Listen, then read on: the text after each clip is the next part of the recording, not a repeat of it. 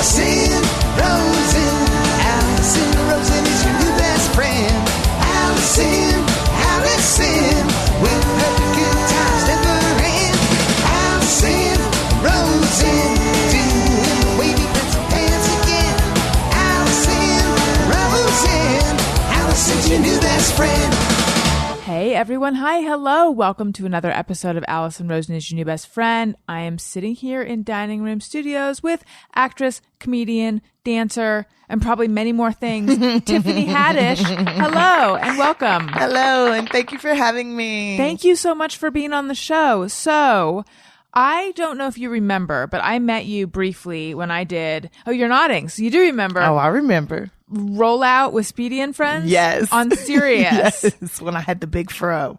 It was. Oh, I didn't remember you having a big fro. Oh, yeah, I had a big old fro. Okay. Yeah. But I remember, that is a show that is not super early in the morning, but sort of early for comedy. Early for me. Yeah. Okay. Yeah. I can't remember what time it was. It started at 6 a.m. and then, oh, that is real early then. I didn't Yeah. get there till a more reasonable hour. Yeah, you got there like 8. Yes. Yeah. There are a bunch of people in a room, which actually I'm comfortable with because I host 2 versions of this show. And on the Thursday show, there's 6 people. But I always look at that and I think a lot of people would think this is too many people, but not Speedy. There's like 6 or 7 people, right? Right. And it's a fun time though. But I remember I was seated next to you and I thought you were really funny and I thought you were really nice. And then I got in my car afterwards. And I was listening and you were talking about having lived in your car at a certain point. And I was like, I have to get her on my show. And so it's been a campaign to get you on the show ever since. But I feel like you're everywhere now. You're on the Carmichael Show. Mm-hmm. And you're everywhere else. Yes. Everywhere I can possibly be at one time, I'm there. Right. I try to be. For all I know, you're doing other podcasts this very minute. At this moment, there are 70 podcasts playing. And you're on all of them. So, I'm trying to figure out where we should begin. I know you had a crazy childhood. But then you also had a crazy marriage. Lord. Why did I do that? To get better as a human. Do you feel like all the craziness has made you better? I feel like all the craziness has paid off in some way, shape, or form. Like now, because of the homelessness, I know how to wash my body in a very quick time with baby wipes. Okay? And stay on point. Okay. How long were you homeless? For like 3 months, 3 different times. And it seemed like 3 months each time. Like it was some stupid lesson that I had to learn over and over. It's like taking math again. Do you regard hardship? Like when you're going through it, do you look at it like this is a lesson I need to learn? Yeah.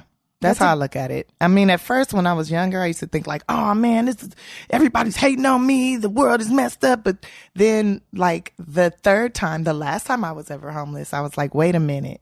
This is happening for a reason. What choices am I making? What decisions have I gone with? And like, what am I going against? And usually I'm going against my first mind and then all hell breaks loose. What do you mean by that, going against your first mind? Well, like when you have options with stuff and it's like the first thing that you think to do, you doubt that and do something else. That is the story of my life. That is all I do. Then it goes bad. I feel like the first thought that comes to your head, I think that's God. That's the good thing. That's the thing you should go with. And then that second or third thought, that's the devil. That's confusion. That's bad. That's all right. That's all badness. Does this ever happen to you? Sometimes I'm only aware of all of it going on, all the various thoughts on the second or third thought. Like I wasn't necessarily in touch with the first thought. I just all of a sudden know I feel confused and I'm having various feelings. Yeah, now like after 30, I've decided once I have the first thought and then if other thoughts come along, and I'm like, I give myself time to review everything and then I go, no, the first thought was the right thought. It's the first one. Go with the first one. But the natural instinct, the gut. What if it's like someone says, hey, do you want to go to the movies? And you're like, fuck no. Then don't go. So the first thought can be something as little as just a feeling of I don't want to do that thing. Right, because there's a reason you don't want to do it. What if you go anyways and then you get a $75 parking ticket? Yeah. I'm just saying. So what were... Or herpes. I don't know. That'd be a terrible movie if you went to the movie even though you didn't think you should and then you got herpes. Ended up with herpes at the end. That's the longest, most horrible movie ever. I know. And it's a movie that stays with you and reappears. Okay. What were the circumstances that led to you being homeless 3 times? Well, the first time I was homeless, I was emancipated from foster care, and I was supposed to. I got accepted into NYU and I was supposed to go. But my whole thing was I can't leave California. I had never been on a plane. I never left California before. And I didn't want to leave my brothers and sisters behind. How many brothers and sisters do you have? I have 2 sisters and 2 brothers. And you're the oldest. And I'm you the oldest. Cared for them. Yes. Those are my babies. It's like I don't have children now because I feel like I did it already. Even though they didn't come out of me. We all came from the same place. Kind of, but we came from the same uterus anyway. And you started taking care of them at like 8, right? Yeah, like 8 years old, almost 9. My mom had a car accident and she had to learn how to walk, talk, eat, everything all over again. And through that, I became mommy number 2, basically, backup mom. And, like when I think back about it, like, man, my mom was a good mom up till that point. Like she taught me, I already knew how to cook. I already knew how to change diapers. I knew how to do all kind of stuff already at 8. How to wash dishes, clean the house. Like, and I think that's the sign of a really good mom. Like she taught me how to do things. And then it was like me turning right around, teaching her everything she taught me. Taught her how to tie her shoe, was teaching her ABCs and stuff like that, like helping her get her memory back, teaching her how to properly boil water, like all the stuff she taught me.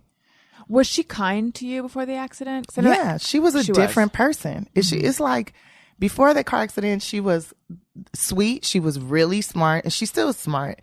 But she was just a different person, compassionate, loving. Then she had that accident, and then she became violent, nasty, evil. I really felt like she had an accident and got possessed by a demon. Like that's what I be. That's what I'm telling my sister. What you thought happened as a kid? No, as a kid, I just thought she just hit her head and became mean. And then as a teenager, I started to think this lady is She's possessed. Like this is not the person I came out of. That's her physical body, but that's not her mind. That's not her soul. That's something else, somebody else. And I remember when she was coming out of the hospital, the doctor had pulled me to the side and was like, look, your mom's not going to be the same. You're going to have to be more helpful. It's time to grow up now.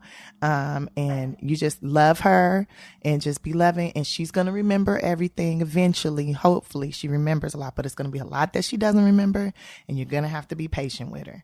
And I feel like now when I think back about it, it's like, dang, that's what doctors say to the parent about the child, you know? And now, it's like, geez, ugh. She didn't know who you were, right? She knew who I was, but she thought I looked just like me. She was like, you look just like my daughter. She's 3. And I'm like, no, mommy, it is me. I'm 8. She's like, no, you look like her, but you're not her. And she didn't recognize any of my brothers and sisters. And I mean, she had just had my baby sister, probably 9-10 months before that.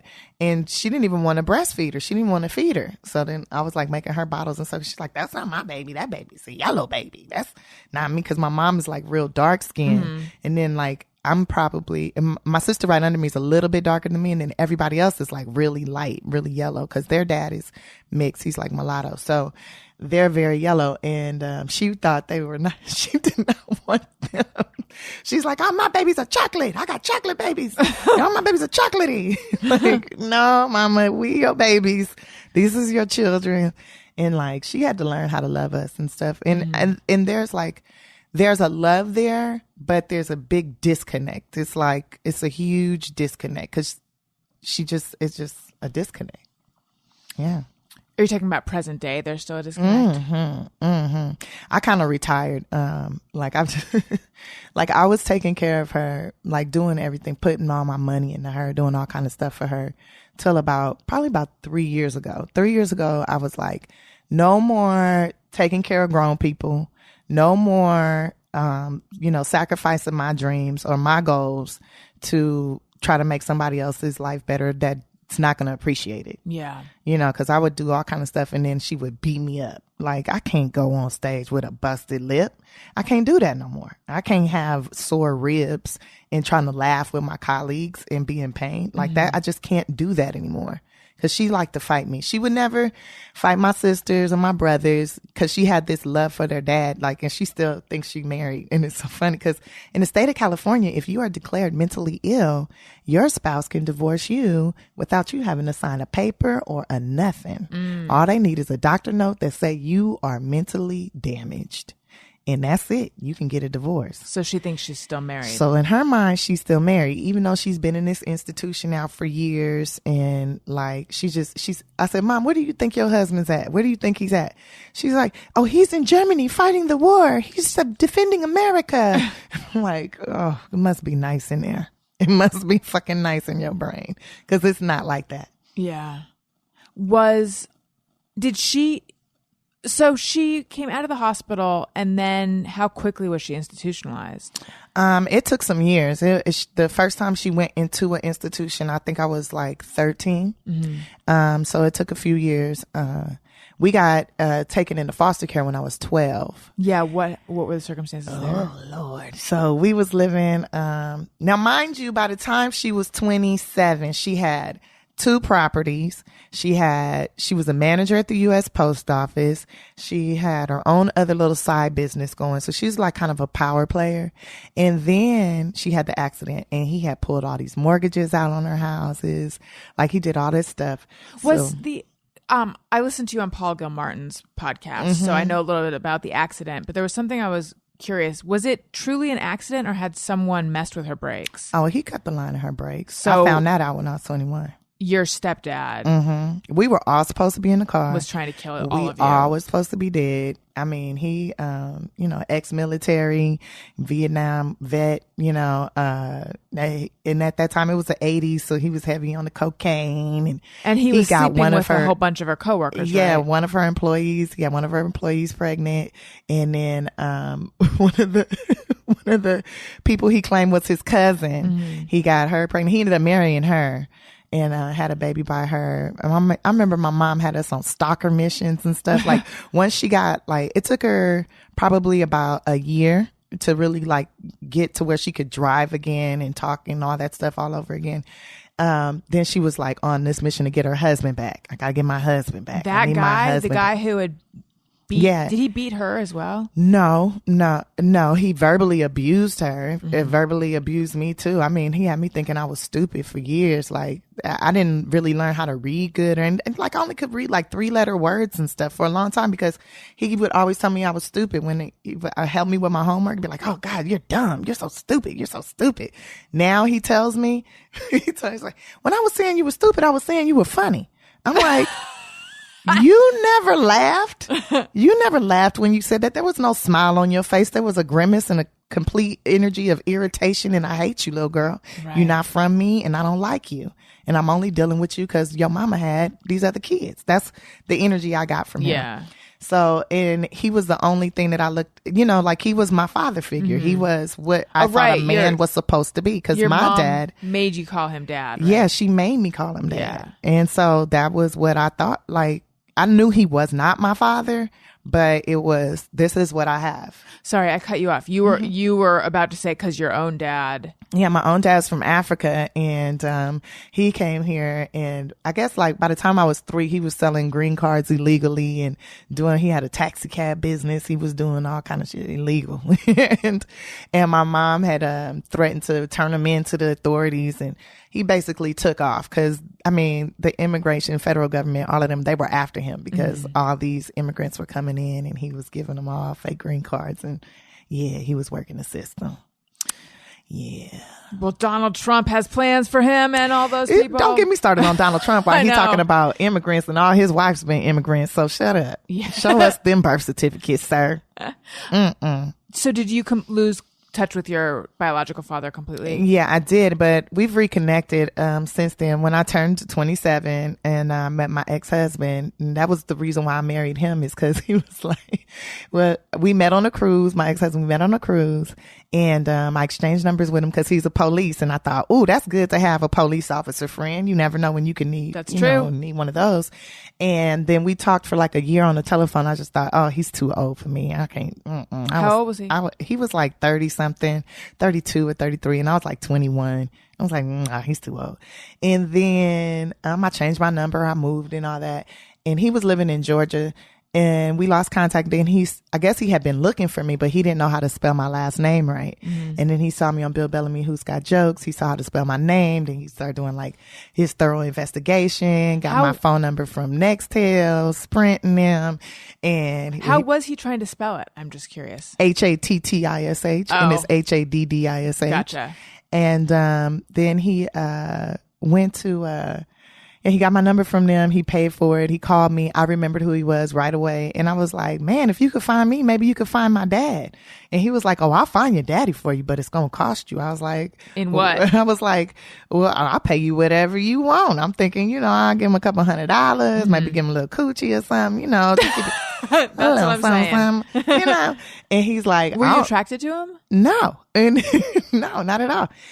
But we do things to survive. So, he's like, well, I want you to marry me. That's what I want. And I was like, yeah, right.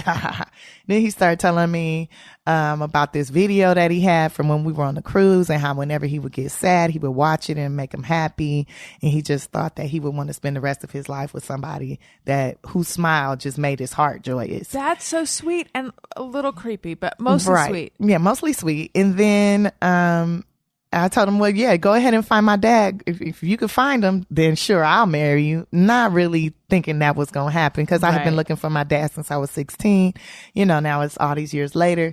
And then 3 weeks after we started talking on the phone, he found my dad, and we were talking every day for those 3 weeks, and he found him. And I was like, yeah, right. Then my dad called me, and I was just like, I knew it was my dad right away. Even though the last time I saw him, I was 3, something about that voice, it's like you automatically know. And he knew things about my family that only, he would know. And I was like, damn, I started to cry, because I was like, man, I'm not going to honor this. I ain't marrying this man. I don't even remember what the hell he looked like. He don't even have no good picture on Facebook. At that time, it was MySpace. No good picture on MySpace. And I don't like his top 8. Yeah, I did not like his top 8, actually.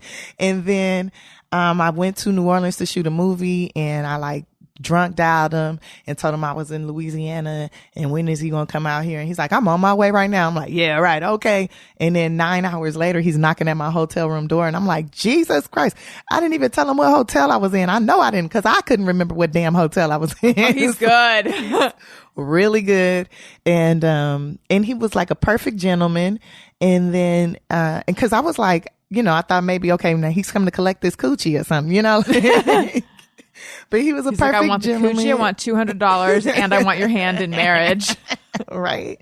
But he took me shopping, took me to fancy restaurants.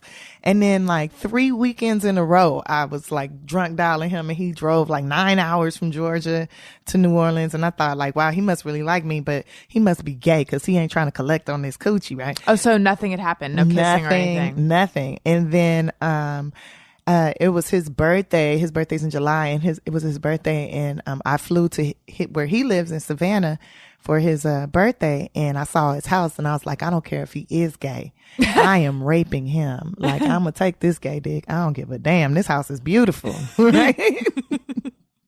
And, I took him down, and it was my soul left my body and was like, girl, this is your husband. Lock it in. This is the one. And he found your daddy. And then that weekend, he drove me up to Virginia, where my dad was, and introduced me to my father. Aww. And it was the most wonderful thing. And I thought my life is going to be a perfect love story. This is going to be the best life ever from this point on. And I was sadly mistaken. And it was some turmoil and troubles, and dealing with my mom still at that point. And, but everything worked out. I got a divorce, and life is way better now. I must ask. So many things. Well, let's first talk about the happy part of the story. If it stayed happy, did you stay in contact with your dad? Yes. I stayed in contact with him. Actually, he came to a taping of the Carmichael Show. When we did the first season, he came through, and that was my most proudest moment. Even though he's sick now, he has congestive heart failure or whatever. But he probably has a broken heart from all the things that he did or whatever. But I feel like that was the most awesomest moment. It really validated everything that I've done. Because really, when I think about why did I want to be in entertainment, why did I want to do comedy, it's like not because I love it. Like I do love it a lot, but also I just wanted my parents to see me and be proud of me. I've been like searching for that validation, just from the people, like the first people you love, those are the first people I ever loved. And I just wanted them to be proud of me. And so you got that with your dad. That's great. Yeah, I got that with him. He was like, when we first met, he was like, where are my grandbabies? I know I should have like at least 5 grandbabies. In America, when the girl don't have father, by 15, she have at least 5 kids. And I was like, nah, Dad, I ain't got no kids. Every time I thought I was pregnant, I went to Six Flags, got on a roller coaster, make sure that cycle start. But does that work? Yeah, I think so. I don't have no kids. There you go. Drink a 50 Hennessy and get on every roller coaster about 8, 9 times. Sit in a hot tub. Yeah, I think your period gonna start. I think it's gonna come on. And then my mom, I remember when I did Bill Bellamy's Who's Got Jokes, and I got a copy of it, and I took it to, she was staying in like a group home at that time, and I took it up to the group home and let, her and all the people that were staying there, which was a lot of mentally ill, crazy people. And the nurse said that it was amazing that they were able to sit there for that long and actually laugh and not like fight or argue with anybody.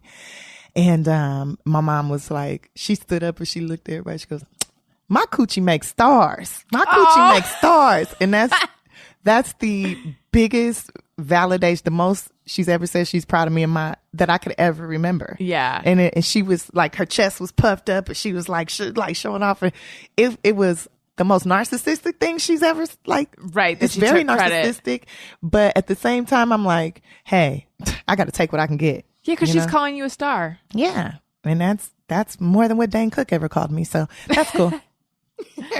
Wait, what's your relationship with Dane Cook? Ah, man, I've known Dane Cook since I was like 15, 16, since I was in a comedy camp. And our last conversation was cool, but we had he was like my big brother to me. Mm-hmm. Like I could call him for advice and talk to him about whatever. And I don't know what happened. Like, it was about 2 years ago. He was going through something, and we have like this regular thing that we would do when he's on stage. And like, if things are slowing down and he starts asking the audience to ask questions, I would ask him like, you ever been with a black girl? And then he would go into like this black girl joke, whatever. And so, Dom Herrera was yelling out some stuff. And then I yelled out, you ever been with a black girl? And he was like, shut up, Haddish. And I was like, oh, okay. And so I shut up. I said, oh, okay. And the audience laughed. And then when he came off stage, he pulled me to the side and he was like, I don't know what the fuck you think this is. Like he was going off on me, telling me, you never should disrespect Lorne Michaels and don't disrespect me when I'm on stage. And I'm like, we've been doing this for like 10, 15 years. I don't know crazy. What you're talking about. Yeah. And he kind of went, he was like, you're not a star. You're not a star. You should say you're being conceited and you're like you're into yourself. And I'm like, what are you talking about? Like what? So you are the field. king of ego. I don't understand what you're talking about right now. And he's like, you need to stop acting like you're famous. You're not a star and don't talk to TMZ ever again. That you should never ever talk to TMZ. I was like, I didn't know I'm not supposed to talk to TMZ. I didn't know. Nobody gave me a manual on how to be famous. It's like, here, don't do this. Don't do that. There's no do and don't book. Right. Like, I didn't know that. What had you said to TMZ? Well, that's when TMZ was having this whole thing with the black females that aren't funny and stuff. And they had these auditions and stuff. And what I said to TMZ is not what TMZ posted up. That's not what they put out. But they had contacted me and they asked me, did I do the audition? I said, yeah, I went to the audition, but it wasn't really an audition. It was more like a show. And that kind of made me mad. They're like, what do you mean? I was like, I've auditioned for SNL before. And when I have, it was just the producers. This was at the Groundlings Theater, and it was a freaking show. People bought tickets to it. When people buy tickets to something I'm on, I usually get paid. I didn't get paid not one dime. Nobody told me there was going to be an audience. Stunt, do you think? Oh, gosh, I really feel like that's what it was. Yeah. And it was packed with, all the other actresses knew that it was a show, knew that people were buying tickets. They had all their fans there. I'm like, I could have had my fans here. Like, that upset me. And then they were like, well, was Lauren Michael there? No, he wasn't there. That was the first audition. He never comes to the first audition. He's there in New York. Like, That's where you go. Like, so, and they're like, oh, so do you feel like SNL is like, what did the guy say? He's like, do you feel like they're being discriminatory towards black women? I was like, look, and this is what I said, exactly what I said. I said, look, I've produced projects before, and I know from experience, when you're producing, you know who you want. You have an idea of what you want. And it's if you can get that person that you want. And if you can't, you have auditions to have backup plans, right? And I feel like a lot of times in Hollywood, people already know who they want. They got the offer out. They've signed the paper, but they still have the auditions because of union regulations or whatever. And at that point, I feel like they wasting a black woman's gas money and time. And that's when gas prices was like $5 a gallon, like I could have been at home. I didn't have to come here to this. And so I was kind of upset because I felt like, and I already have friends that work there, and that they told me like, oh yeah, they want this person, they want that person. And that's exactly who they hired. That's exactly what they did. So you wasted my money and my time. And got your hopes up, except that it sounds like your hopes weren't that up because you realized it was not a legit audition. Yeah, as soon as I walked in there and I saw that line of people, I was like, oh, hell no. I wanted to turn around and walk away. But it's like, you never turn around from an opportunity. You just go through with it, even though, like this could be. But actually, it was a great thing because, TMZ posted what they posted. Something about that I said. Yeah, what did they say you said? That I said it was a dog and pony show. And I was upset that Lauren Michaels wasn't there. And that Tiffany Haddish says that SNL is wasting black women's gas money and time. And I'm like, I didn't say it was SNL. I said Hollywood. I didn't say, but it got me so much exposure and started getting people to pay attention to me that I got to be on like CNN News and all these different things. And then it was like casting people like open their doors to me and stuff. And then Dane went off on me. And when Dane went off on me, he kept saying, you're not a star. You're just not a star. And I was like, you're right, Dane. I'm not a star. I'm a motherfucking unicorn. I'm the last black unicorn. See, you're being an asshole right now. This is the shit I'm talking about. You're being a fucking asshole. Am I being an asshole? Because you have an asshole too. So I guess we're two assholes farting at each other. And he's like, see, you're a fucking dick. I said, no, you have a dick. I have a pussy. Like, everything he was saying, I was like going back and forth, and it was fucking making him mad. Cause I think quick, and I don't tolerate, like, and I was smiling the whole time. Like I guess that's like my best attribute and my worst. Like in an argument, especially if I'm not mad, if it doesn't have, like, if I didn't initiate it, I'm going to smile at you the whole time. You can be cussing me out, calling me every name in the book, and I'm going to respond, but I'm going to be smiling all through that response. And that's pretty much how I got divorced too, because he would be arguing with me and I would just be smiling like, nah, I don't think so. That's not how I see it. And then that motherfucker choked the shit out of me and it was over. Yeah. So what happened with your marriage? Oh man, it got abusive. How fast? Like, was there a honeymoon year period? in? Okay. A year in. You know what? Before we actually got married, I saw signs of it, but I thought, oh, that's because I was drunk. That I probably said something stupid. I brought that. That's my fault. What were the signs? He choked me. He choked me. Okay, that's a big one. But yeah, that was a huge sign, right? And then he wouldn't let me leave the house. But I thought that's also a big one. I thought that's because I was drunk. And I blamed myself. I blamed myself for that. And a lot of times, women, if you listening, don't blame yourself. I mean, here's the thing that's so awesome about men. They are definitely in control of who they are. They're stronger than us. They are men. And a lot of times they don't get to express their emotions the way they want to because society doesn't allow them to. And sometimes you need to learn to just shut the fuck up and don't respond at all. For your safety, you mean? Yeah. When a dude's mad, when they get their bloodshot red eyes and he yelling at the top of his lungs, don't smile. Don't smile. Don't make a mean face either. Just shut the fuck up. That's what I learned.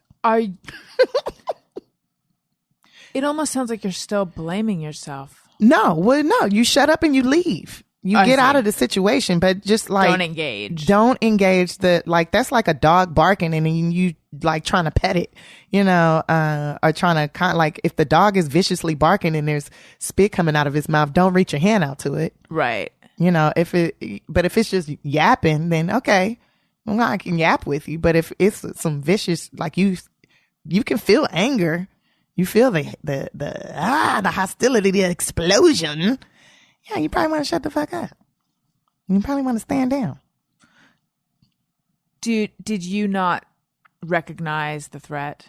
Because I had never been involved in a violent relationship before. I had never been involved in anything like that before.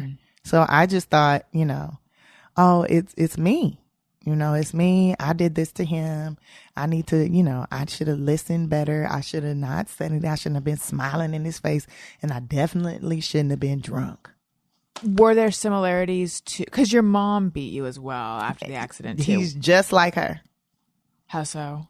Like in the way they lose their temper, in the way, like I married my mom. Yeah. I definitely married my mom. How smart he is, how business savvy he is. Like he's just like my mom. How funny he is. All that stuff. Like for sure I married my mom. So how long were you married to him? 5 years. And it was abusive for the last 4. Yeah. Well, like it was like once a year he would pop off. Jeez. Once a year. And then that last year, he didn't like, because I left him at year 3, I left him. And then, so like we were apart for a year, but we were still married. We would still see each other and stuff, but I just wouldn't live in the same house as him. Were you living in this amazing house with him? Is that where you were living in Savannah? No. We were in LA. Okay. No. My coochie was good enough to get in that transplant. We were living in an amazing house in Los Angeles. Gotcha. And, but I was the year 4 or year 3 I left, and so that whole year we lived apart, and then we both went to counseling. We both did all that stuff, to get better, to be like anger management better and all that stuff. And then we got back together, and then I just realized I didn't like him anymore. I just did not like this motherfucker. I love him, but I just don't like you. I don't like looking at you. I don't like laying next to you. When you touch me, I feel like I'm being molested. I just didn't like him no more. And it was like, I just had to tell him one day, like, when we got together, I felt like you was my best friend. You was my savior. You was like my mama, my daddy, you was my everything. And now I realize that's not probably healthy for a relationship. You shouldn't be my entire existence, my everything. You should be my best friend and my husband, my partner. Not like, I looked at him as a parent figure kind of. Right. And so, just like a child with their parents, you want to get away from their ass. And so I got away from his ass and I divorced him, and now we're cool. We cool. We both learned a lot, and, I don't think I'll ever be with him again. And I'm sure he feel the same way about me. 'Cause I tortured his ass. I wasn't the nicest when I think about it. Like I was kind of mean and cold, and, that last year was hard. It was hard, but our house was nice. Yeah, that last year was hard, though. Was there am I hearing correctly that it wasn't the abuse that was the final straw? It was you realizing you just didn't like him. Yeah, I didn't like him, and I could see it coming again. Like the you could abuse see coming it. again? I could see it like getting ready to happen, and maybe I'll be the initiator this time. Oh, so that's when, like, yeah, I gotta get out of this. Because that 3rd year when I left, boy, that was like a straight up, that was a hootenanny right there. That was a brawl. That was what happened? That was crazy. I don't even know if hootenanny is the right word, but I think that's the first time I tried to fight him. I tried to fight him back. Like, and mind you, he was a police officer. Right. Okay. He was like, he's been trained to restrain and whoop ass. That's, and also trained to kill. And and I feel like I almost died that day. And What was the fight over? Do you remember? oh yes, over a text message, honey. Them damn cell phones will get you mad all the time. And he was on this whole like, you can't get text messages or phone calls after 10 o'clock because that's disrespecting our relationship. I feel like we should have agreement. I don't care if it is your grandma calling. It should just be, you know, me and you. At that time, it's our time. I'm like, yeah, but I'm a comedian. And sometimes a club will call me at 10, like, where are you? You should be here. Or, you know, and so he was like, this one night we were leaving the Laugh Factory. We're in my Corvette. Yes, I had a Corvette, 1998. I felt like a Barbie. Yes, bitch. And then, we're driving down the freeway. It's 12:32 a.m. I will never forget it. It's 12:32 a.m. and he gets a text message and it says across the phone, it comes up on the phone, Ava, why you be lying? And I'm like, who the fuck is Ava? I didn't say that right away. I was like, okay, what did I learn in class?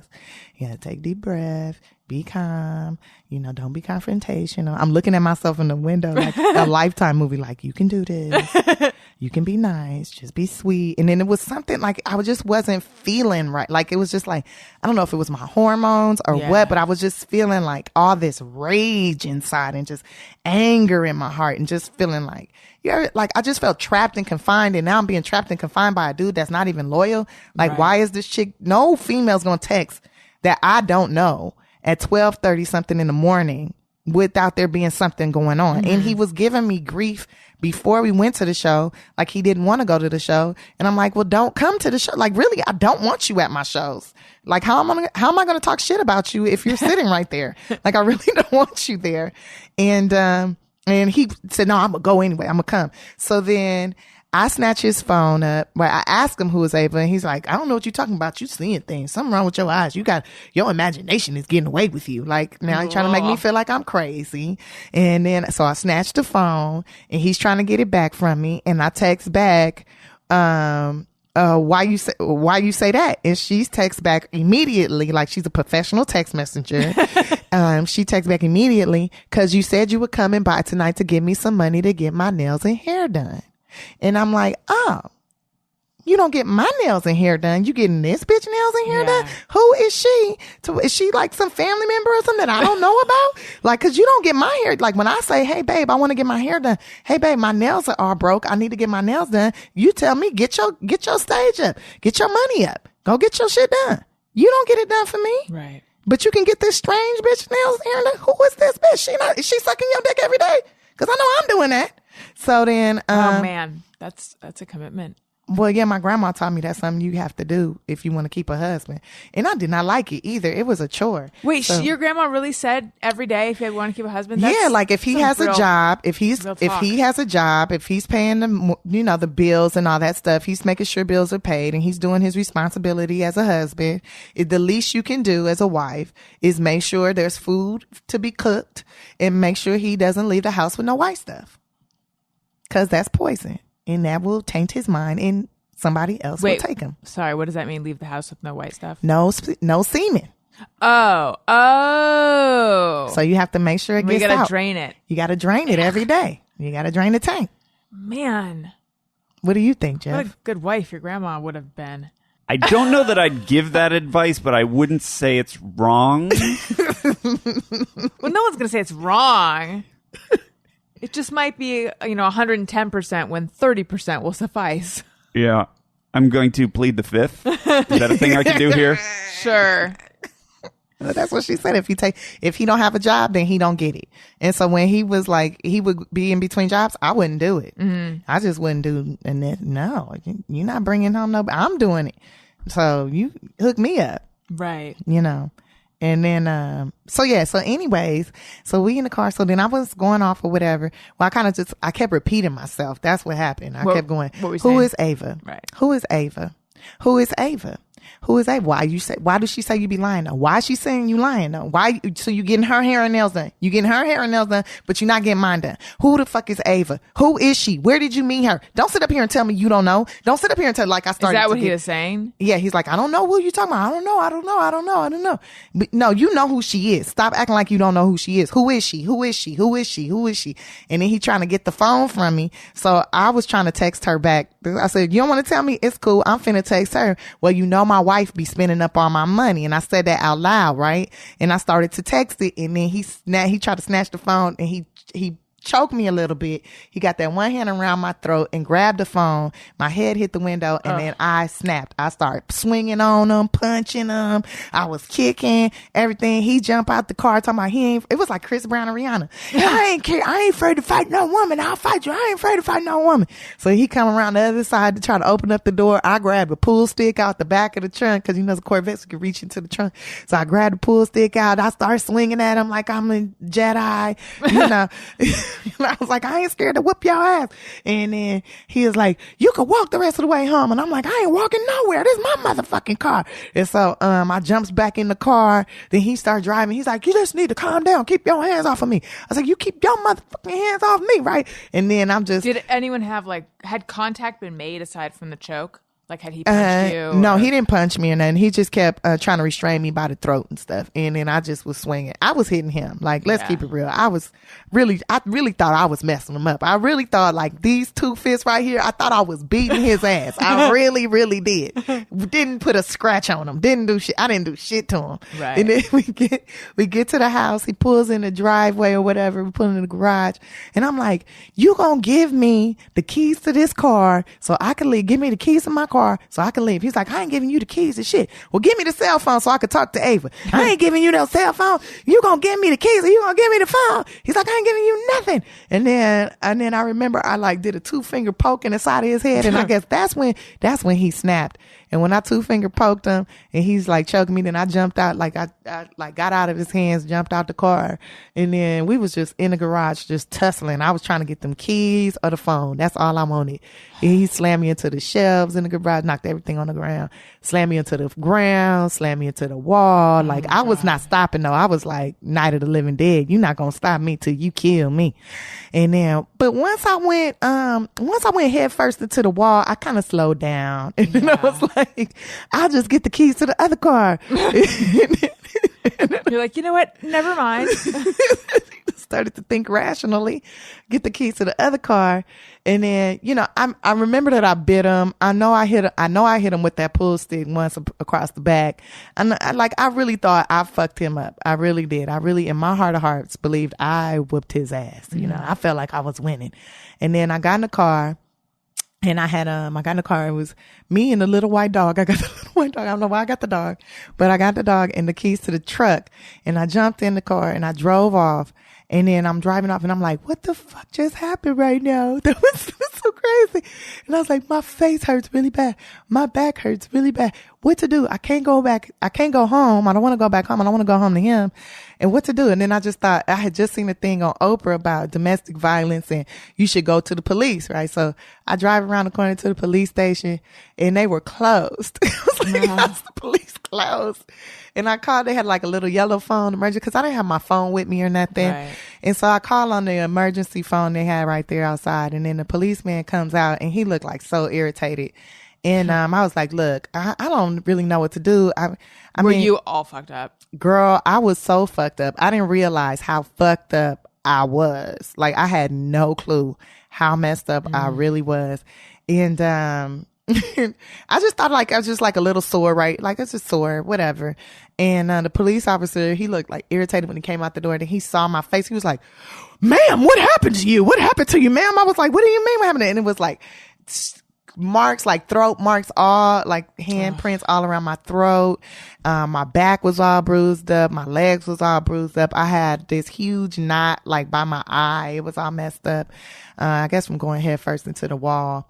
And they were I was like, y'all need, and this is what I told the police. I was like, y'all need to put me in a jail cell right now. He was like, what? I said, you need to lock me up because I'm pretty sure I killed that motherfucker.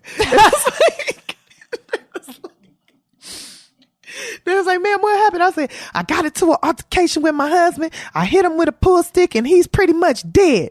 They was like, are you sure he's dead? I was like, no, he was walking when I left, but I'm sure he's going to die. I'm sure he's going to die because I hit him with everything I had and I bit him. So he's probably going to get infection. And And they were like, ma'am, do you need an ambulance? You need an ambulance. I was like, I don't need no ambulance. I'm good. You need to put me in a jail cell because I'm going to commit murder. If you let me walk away from here right now, I'm going to go to the hood. I'm going to get a gun. I'm going to get my homies and we going to kill that motherfucker tonight. Like, that's what my whole thing. And so they were like, ma'am, take us to the house. They had me take them over there. It was like, we got to see who's more damaged. If he's more damaged than you are, we will lock you up. And I was like, that's fine with me. You need to put my ass in jail because I'm going to kill that motherfucker. I promise you, I swear to God, I will be a murderer today. And they saw him. They said, the policeman said, when we went into the house, this is what the report said. We went into the house. He was sitting there, door wide open. Like, I guess he was waiting for me to come home. Door wide open with his shirt off, watching football. Watching the game. There was he had one bite mark on him and that's it. It looked like that was it. That was it. One bite mark on his arm and that was it. And I was like, no. I was like, no, his back. I hit him in the back of the head. I think I hit him in the back of the head. That's like, no, ma'am, no, you didn't hit him in the head. No, he's fine. And so they arrested him. And then they gave me like a temporary restraining order. And yeah, then I moved out. Yep. But he didn't even get I tried to press charges and all that stuff. But because he was like a former police officer. Oh, right. Nothing. Wow. The detective wouldn't answer my phone calls. Oh, that's frustrating. Nothing. Mm-hmm. Wow. Were you traumatized by all that? Hell yeah. That was the scariest. I've had some fights, but most of my fights been with women. And that was the scariest fight I ever had. I really thought I was going to die that night. I was like, one of us is going to die today. Yeah. Because I'm sick of it. Yep. But then I found out Ava was a chick at the barbershop that used to shampoo dude's hair. And he promised her, because her grandmother had passed away or whatever, that he would kick her down some money so she can get her nail and hair done for the funeral. Oh, so he wasn't even cheating. That's what he say. Oh. But his homeboy that cut his hair, right? A year later, a year after we got divorced, tried to holler at me at the comedy club, came to the comedy show and was trying to mac on me. And I'm like, dude, I'm not interested. No thank you. And he was like, well, I just think you should know that he was fucking with Ava. And I'm like, oh, okay. In your gut, what do you think? And he was fucking with Ava. Okay. Do you still have the dog? Yep. Still got the dog. Good. Yep. I got both the dogs. Mm-hmm. So wait, was that the last straw or did you go back after? No, you did not go back. No, I did go back after that. You did? Yeah, Okay. I did go back after a year. I went back and I see. That was what happened before the year apart. Mm-hmm. That's the last time we put our hands on each other. When he put his hands on me, I put my hands on him like that. Right. And then you went back because you missed him?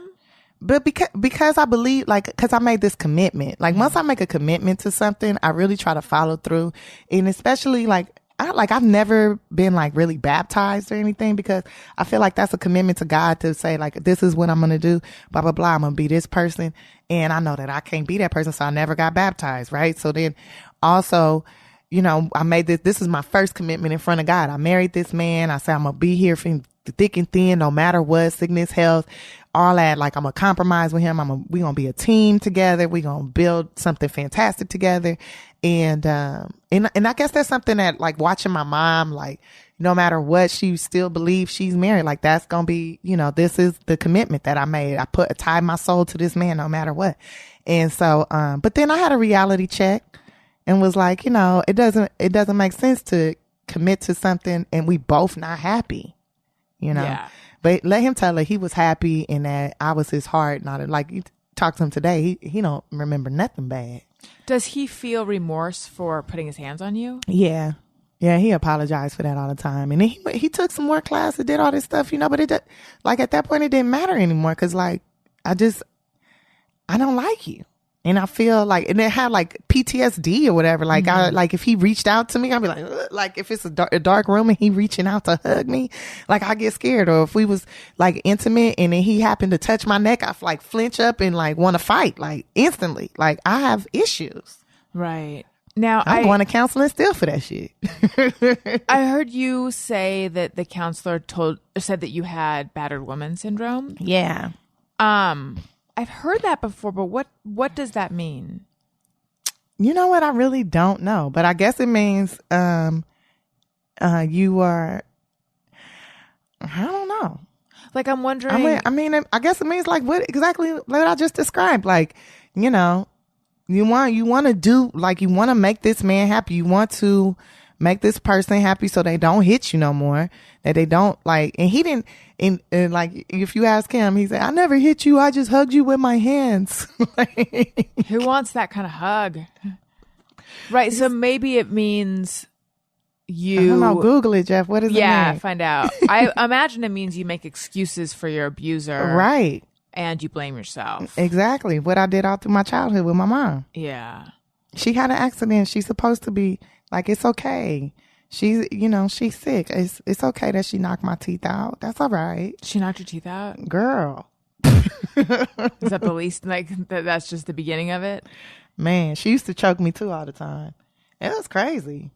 I remember throwing a table at her, like flipping a whole table on her. Like, we used to fight a lot. Even when I was in foster care, she would come to visit. Like, when my grandma got custody of us, she would come to visit, and we would end up fighting. And it was just you, not the other kids? She would never fight them. And, you know, my father used to beat my mom up. So... Your biological father? Yeah, my biological father beat my mom up a couple of times. And I think that had a lot to do with... Because she always used to say, you look like your ugly ass daddy. You ain't ever... And I feel like she, like, would have flashbacks. And, like... So, and then... But I look just like her. So sometimes I wonder if she just hate herself. Probably all of that. Mm-hmm. So here's a little bit about battered person syndrome. We're going to make it a little PC so everybody can be included. Thank you. Tell me if any of this rings a bell. Consists of the following symptoms. Re-experiencing the battering as if it were occurring even when it is not. Mm-hmm. Attempts to avoid the psychological impact of the battering by avoiding activities, people, and emotions. Mm-hmm. Not as much, or yes? I don't avoid activities, people... I do experience my emotions, but I try to turn them into jokes. Mm-hmm. Hyperarousal or hypervigilance. What that mean? I mean, when I get super horny, yeah.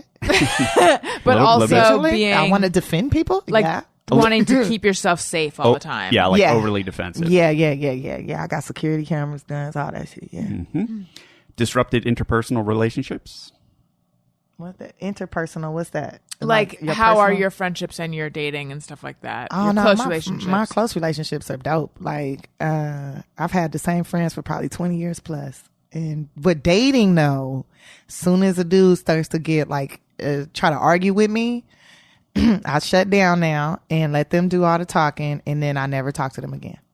Interesting. I shut it down. Body... Not never talk, but I just kind of like slowly disappear. Body image distortion. Sometimes. Somatic concerns, which I think means sleep problems. Yes. For sure. I got that for sure. And then sexuality and intimacy issues. When not with him, yeah. With him. Because when he would touch me after that fight, if he would touch me, I would always feel like I'm being molested. I always felt like this is a molester. Mm-hmm. And so here are the recurring beliefs and attitudes that a BPD person would have. Thinks the abused person thinks that the violence was his or her fault, which sounds like that's the case. The abused has an inability to place the responsibility for the violence elsewhere.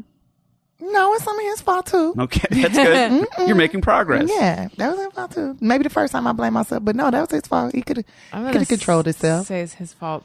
Yeah, entirely. He could have watched a football game. Yeah, he was obviously DVRing it. He could have watched it later. The abused fears for her life and or the lives of the loved ones whom the abuser might threaten with harm. And, this is an interesting one. The abused has an irrational belief that the abuser is omnipresent or omniscient, meaning you're going to turn the corner and he's going to be there or he knows everything. Yes. But in this case, he might did know everything. Yeah. Girl, I found out he had one of them alarm clock cameras in the bedroom. Oh, really? Yes, girl. He was recording everything. Like, he knew stuff. Like, I would try to plan things for him. And you know how you talk to your girl? Like, girl, okay, so what I'm going to do is I'm going to do this and that, do this and that. And then he would already know. And I never could figure out how he knew. I started to think like he must have like magic powers, or like he's tapped into the, right. like, is he tapped into my phone line, and what, like, and he was a private investigator too for a while. So he had like, yeah, he had access to all kind of stuff. So you said that now when you're dating someone, if they ever start to yell at you, you kind of shut down and move away. Are you able to tolerate like any sort of conflict? Because very different background, but grew up around rage, and I really am really uncomfortable with yelling and with conflict and any of that stuff. I'm uncomfortable with it, but I'll deal, like, in the moment, I'm not going to run away. I'm going to be like, I'm going to talk with a calm voice. I'm not going to smile. I'm not going to, unless I really feel like it's something that I could really, like, it's going to be really funny and this might turn this person around. I'm not going to crack any jokes really too much unless I feel like it's going to turn them around or make them think about what they're saying. And I'm going to wait till they finish yelling or whatever they got to let them get everything out. And then I'm going to state my point of view. But like with Dane, like, I didn't think he would try to like beat me up at the comedy club or anything. So yeah, I'm going back and forth. Everything he say, I'm counteracting it. I was being an asshole. I was smiling in his face and just boom, boom, boom, boom, boom, going back and forth with him till he just stomped off. If I thought that he was going to like jump on me or something, then I would have shut down, but I didn't think he would do that. I didn't feel that kind of energy. I just felt like he was just really frustrated with something, and it wasn't necessarily me. He just took it out on me. Right. But, yeah, I mean, my cousin, I just bailed her out of jail, and she went completely berserko on me after, she lost her shit after I had posted something on Facebook about, there was this white guy talking about why black people can't advance in America, and it's because we don't invest in ourselves. We don't open our own grocery store. Do you remember? I don't know what his name is, but it's on my Facebook page. Okay. I left it up there. And I had tagged her and all my family members because I'm like, hey, you guys, whatever you love to do, let me invest in it and let's start a business. Like my cousin, she loved to steal. That's what she do. She steals. So how about I invest in you? We build a business plan and you go to these major corporations and you teach them how people steal from them. And you can get paid for that.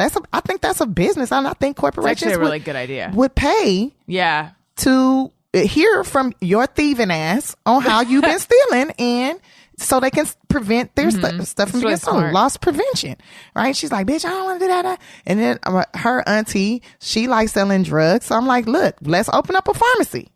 Let's just open up a pharmacy. Let's get the license in. Let's do whatever. Let's open up a pharmacy. It can't be that much. It's 20, 30,000. We can get a small business loan and open up a pharmacy. You don't have no bad credit because you never done anything with your credit. You just been selling dope. So let's just invest. I'll put in 10, you put in 10, she put in, and start a business. And they're like, oh no, bitch, you think you're better than us? I'm like, no, I'm just trying to keep you from going to jail. But did you intend it? No, in a tongue-in-cheek way? No, I have been saying this for the last 5 years. I've been telling them this, right? So then this guy talking about it, and he's talking about how, we're killing each other, we this, we that, so I posted it up, and he was talking about Oprah need to open up a grocery store in America. Why don't she open up a grocery store? Mayweather, he's buying all these fancy cars and fly watches and all these diamonds and all this stuff, but he's not doing anything for the community. We need to be doing stuff for each other, like do stuff for the community. And that's something that I believe in and that I want to do. So I tagged every single one of my family members, everybody in my family, I tagged. And everybody who claims they my family, I tagged. And so my cousin goes off. She's like, you ain't never walked a day in my shoes. You think you better than me? Tagging that, putting that white man up there, tagging me in that, tagging my family in it. I said, I'm tagged our family. First off, and if you followed the entire family, you would see that there's over 20 people tagged in that shit, but you don't follow everybody in the family, so you don't see that. And it's not about you. It was in general saying, hey, I said on there, I talk to my friends and family about this all the time. This is what we need to do. We need to team up and do this. I mean, Jewish people do it all the time. Hispanic people do it. Every culture does it. They team up together. They open up something in their community and they start their own business, and then it turns into an empire. But you can't do it if you constantly hating on each other, if you constantly fighting each other, if you constantly trying to say, oh, you think you better than me. I never said I was better than you. That's your personal thought. Right. I think you fly. Your hair lay down better than mine. Your booty look better than mine. Your body's better than mine. You smarter smarter than me. You know how to you don't have no purse and you walk out of there with $200 worth of merchandise. How do you do it? How does she do it? I don't know, but she does it. She's a fucking magician. Her prestidigitation is crazy. You know what I'm saying? Like I think she's super talented and Right. she can do all these different things. And I'm always like, I look up to, like, I thought she was my sister the first 5 years of my life. I love my cousin, but for her, and so I get her out of jail. I get her the best lawyer. I this, or that. And like, you know what? And then she cussed me out. She told me, you ain't shit, blah, blah, blah. I fucking hate you. Yeah. Thank you for getting me out of jail. Yeah. Thank you for getting me the lawyer, but fuck you, bitch. You think you better than me. And I'm like, no, I really don't. I really don't think that. I really think, like, you have beautiful daughters. You have all this awesome stuff. I don't have any kids. You know, all I got is this career and 2 dogs and a cat. That's all I got in a bank account that I want to invest in you. So And that makes me a bad person, though. yeah. That makes me I think I'm better than you, bitch. It's interesting. I almost wonder if without that Facebook post, this still would have come up. Oh Just yeah, it would have 'cause came up. It would have came up some 'cause you kind of bailed her way. out. Some kind of way, it would have came up. Yeah. And then I didn't ask her for any money back. All I asked, because I'm producing this project, I'm working on this project, right? And I needed some game bangers. And I haven't been in the hood like that. I haven't been. And most of the game bangers I know are in jail, so I haven't really been. She's in the hood like that. So I say, look, I bailed you out of jail. You ain't got to pay me a dime back. Just bring me 4 game bangers. I'm gonna make my money back. Regardless, just bring me the game bangers. So she gets the game bangers. I'm like, bet. And then I still out of the amount of money I made off of doing that project, I broke her off still some more money. And then she was like, why you doing that? I ain't even do nothing. You got me the game bangers. I made the money back that I bailed you out of jail with, then some. It was a great investment. And I'm giving you, here's some, thank you. Now you don't have to go stealing this week. Like, but I'm scandalous. That sucks. Yeah. What was the project you produced? It's a little thing with the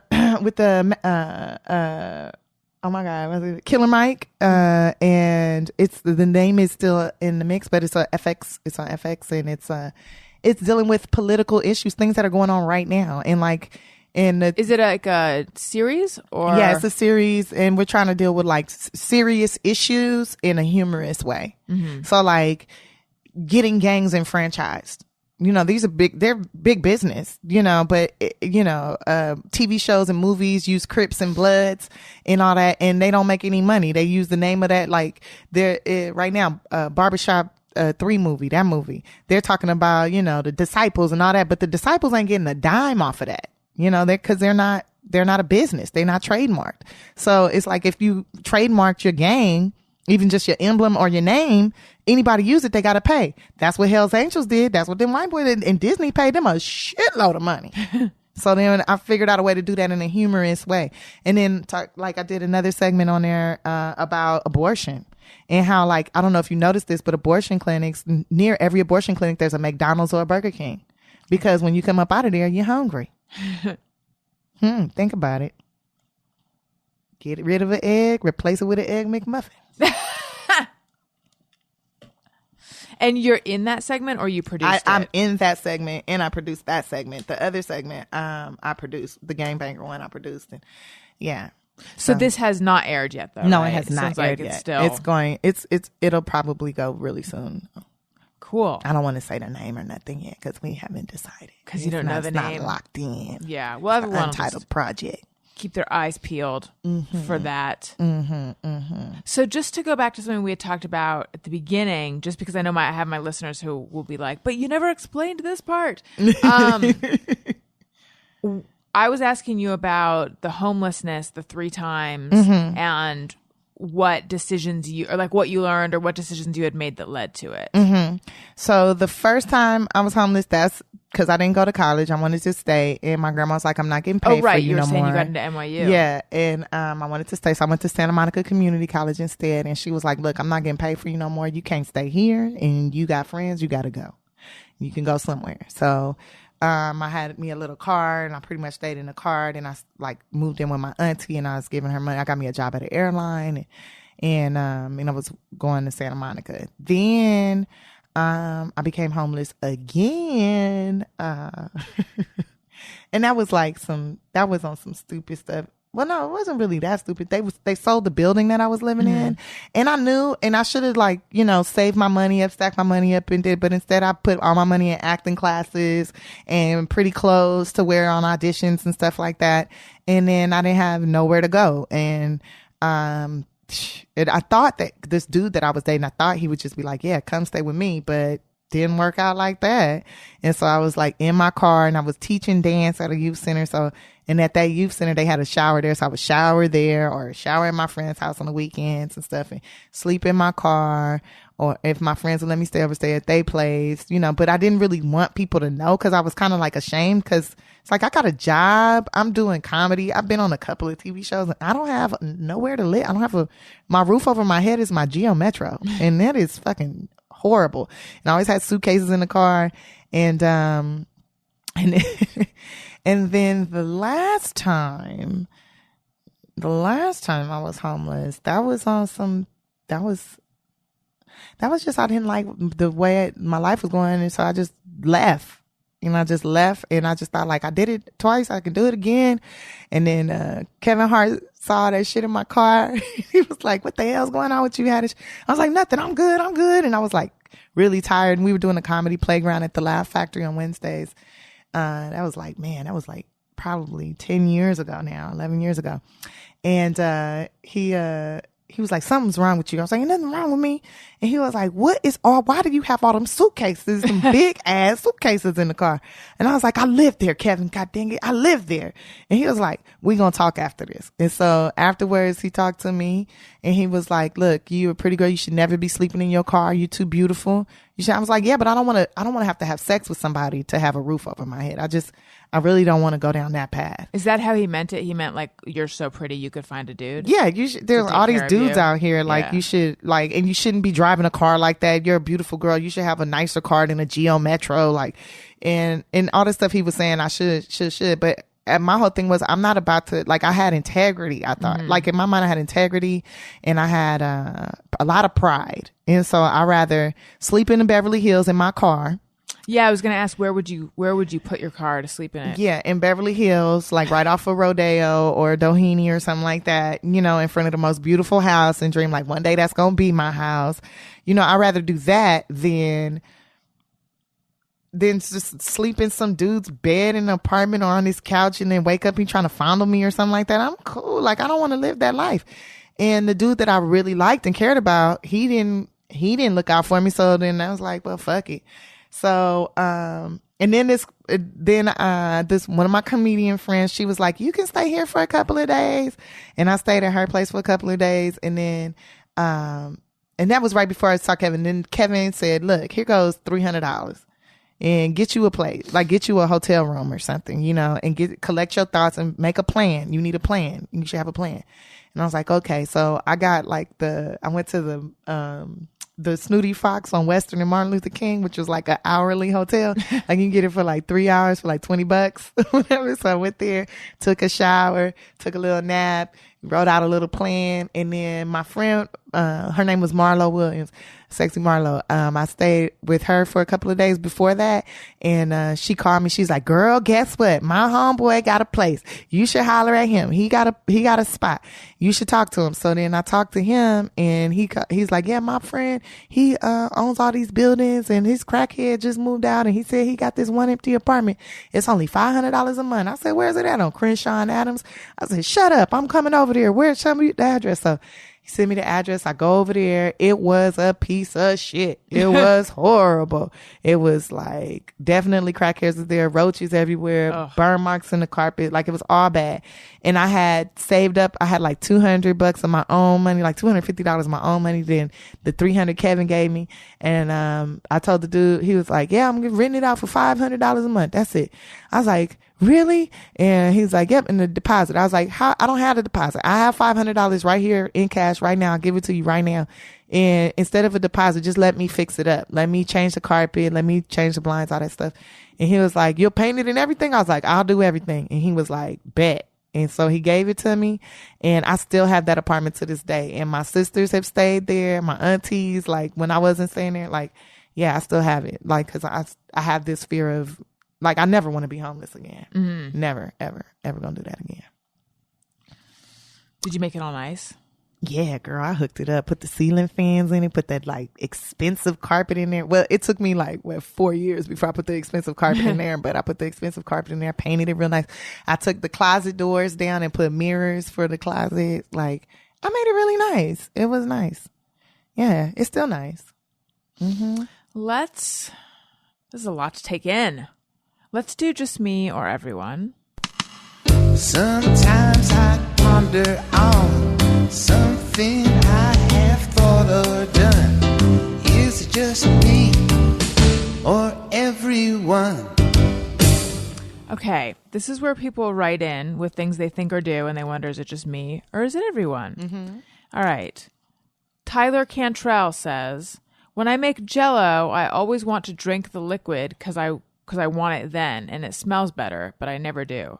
I have this memory of my mom drinking jello liquid in a cup with ice cubes.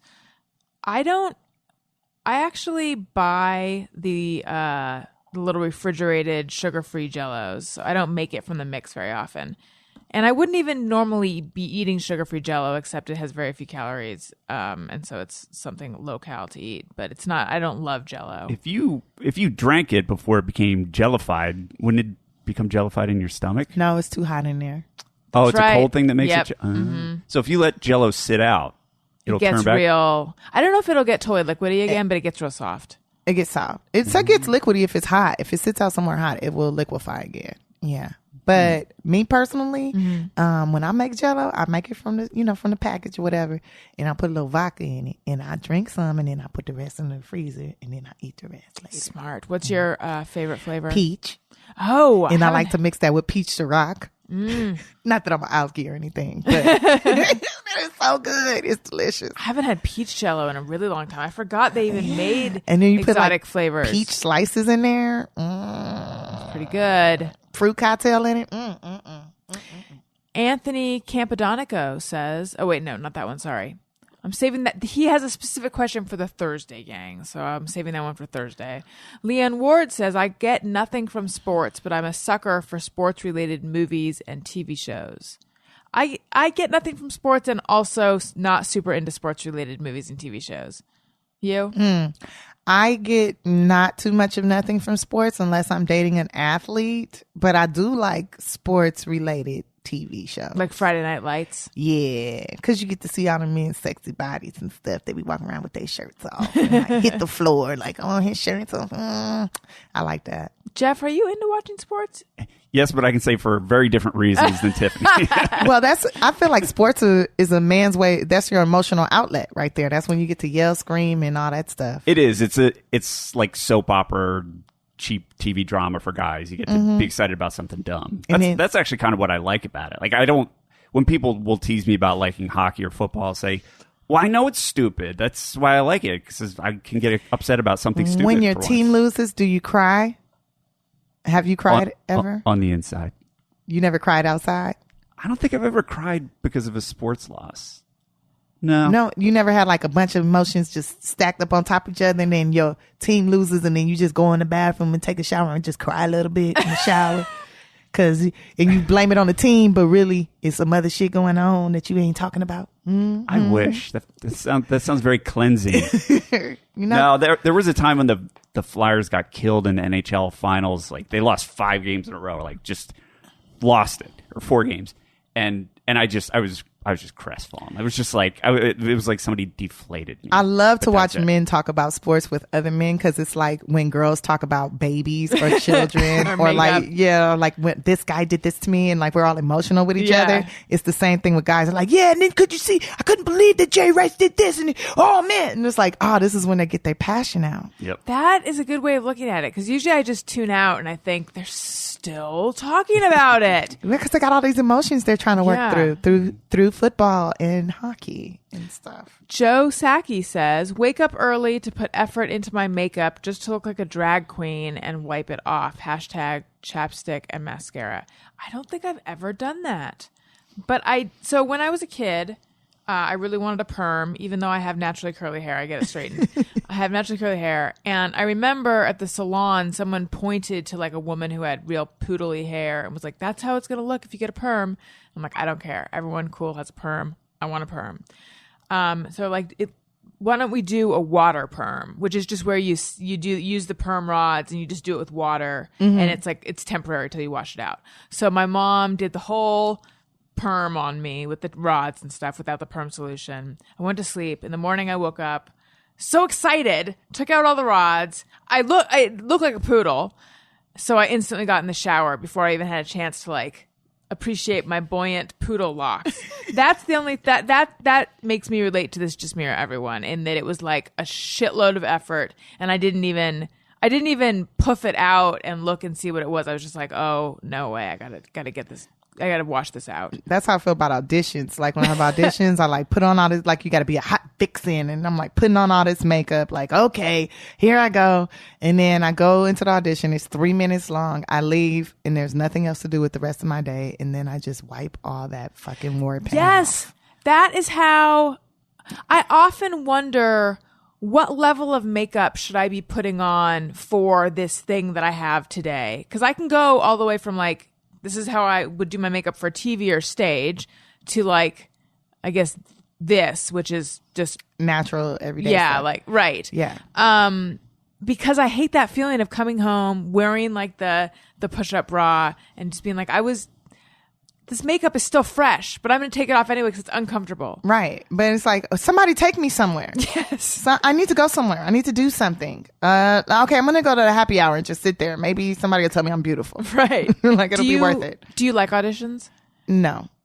I don't. I mean, I have fun every time. You would think that is my favorite thing to do in the world, because when I go in like this is the most funnest thing in the world. Cause this is my chance to shine. Like I always do pretty much every audition. Like, this is my last chance to perform. Like, and I'm going to give it all I got. And hopefully I can help you with your project. Like I always think like I have something to offer that they need. You need something. So here it is. Every audition has been like that except for that SNL one. Let's see here. Joe says, and by the way, I feel as if I might have done some of these Just Mirror Everyone's. I'm in a bit of a Just Mirror Everyone organizational flow crisis. Tell me, Jeff, if you recognize this one. Okay.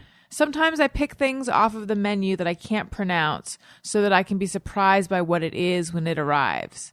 Did we do that one? No, but we did there was a very similar one last week, yes. where it was afraid to order if they don't know how to pronounce it. Well, I don't do that.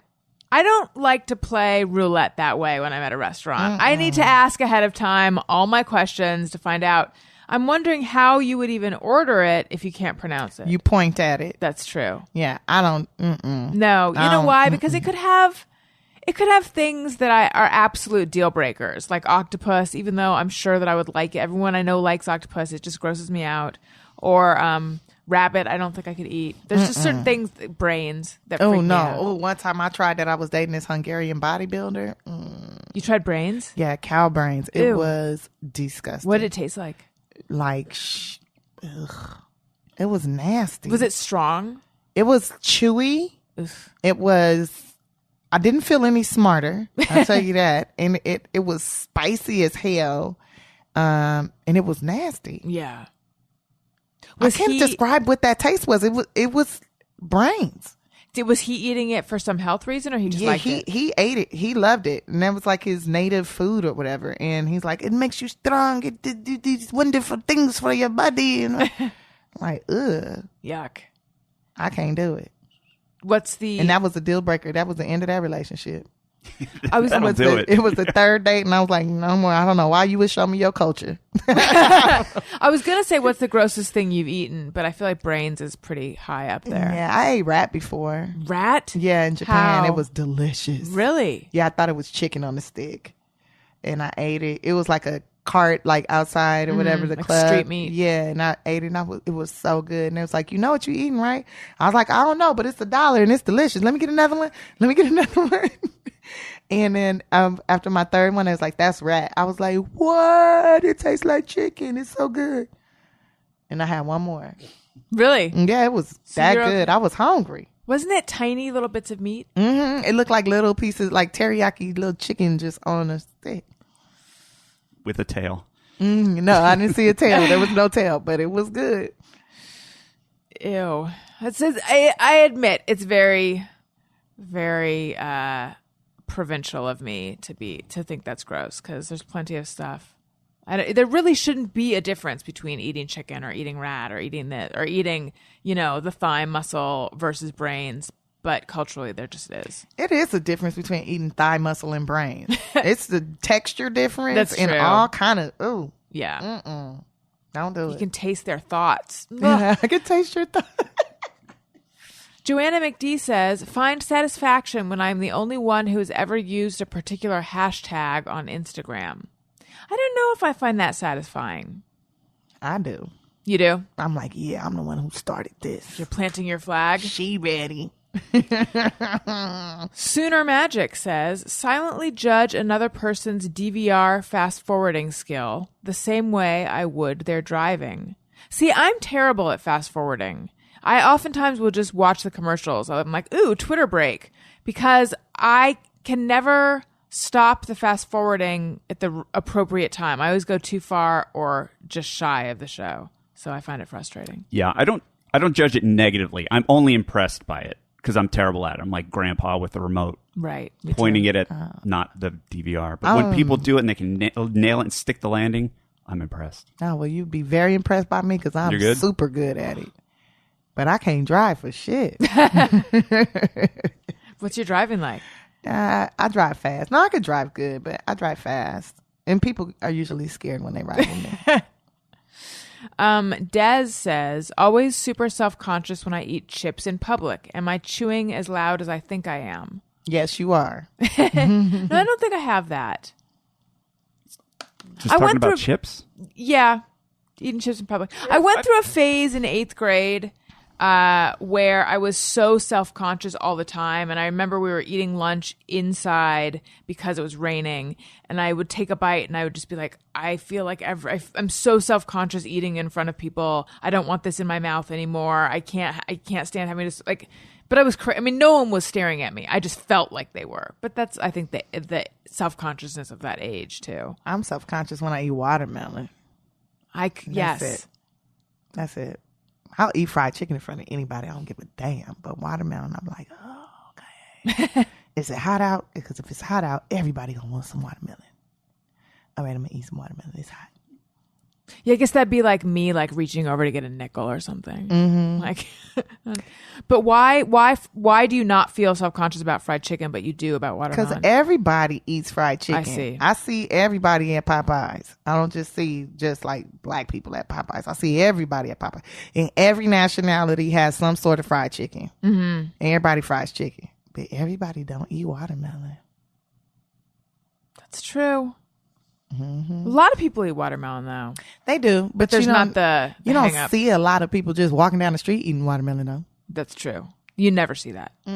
But you do see people walking down the street eating chicken. You do.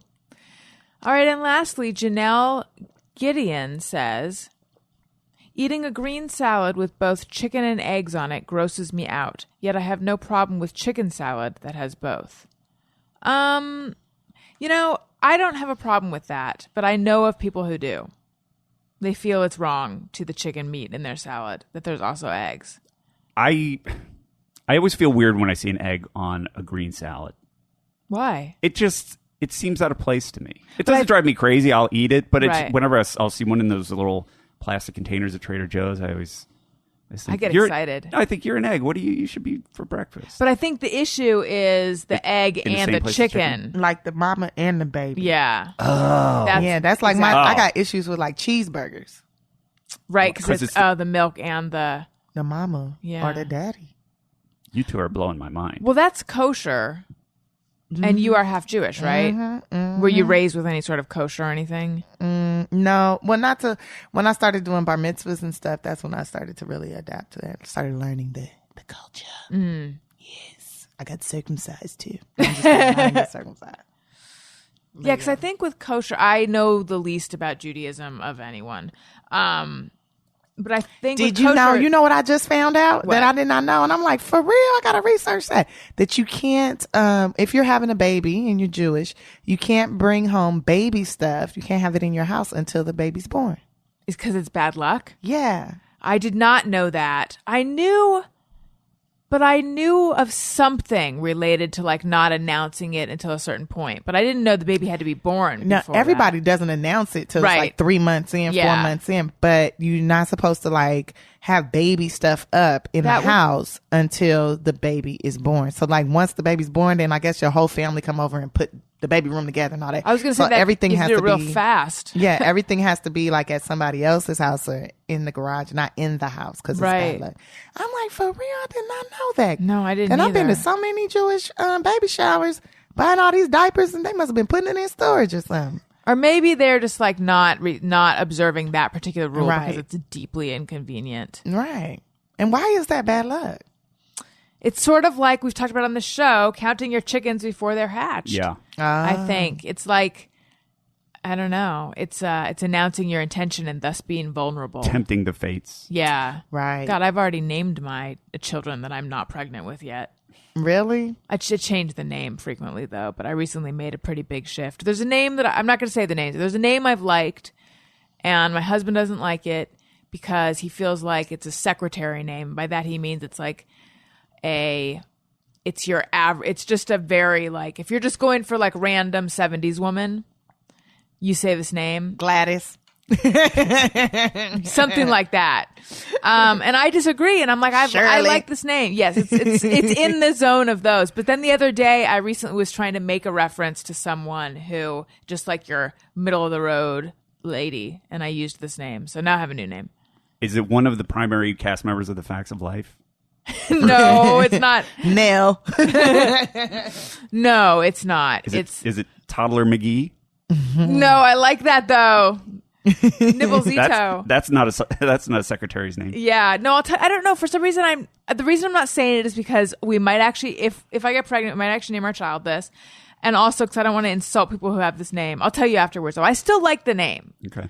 But it's if not. I had a kid, I already know fancy. what names I'm gonna call mine if I had some. Really? Well, I'm definitely gonna probably adopt. I'm pretty sure if they allow me to, I'm gonna adopt, and I'm gonna change their names to. If it's a girl, her name gonna be Clarity, and if it's a boy, his name gonna be Illuminate. I like those names. They both light it up. What? Clarity, keep your mind clear, keep everything. Yeah. What if when they arrive there, their names are like Gordon and Shirley? Then I would change their names to Illuminate and Clarity, and we call her Claire for short and Nate for short. Oh, look, you have it all figured out. Mm-hmm. And their last name gonna be Haddish. Even if I'm married again, it's still gonna be Haddish.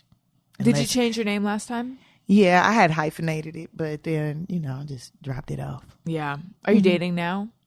Yeah, I date all the time now. Just a variety of guys, just having fun. Good. It's not boring, but it's boring.